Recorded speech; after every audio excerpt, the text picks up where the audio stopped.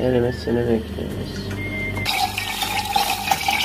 Evet, tereyağımız eriyor. Yakmayacağım. Sadece erimesini sağlayacağım. Evet. Tabii köy tereyağı.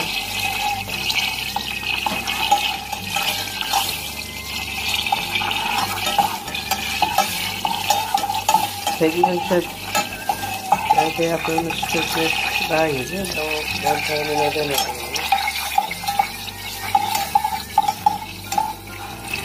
Evet, bu şekilde erittik. Yanması zararlı dedikleri için yakmıyorum. Sadece erittim ve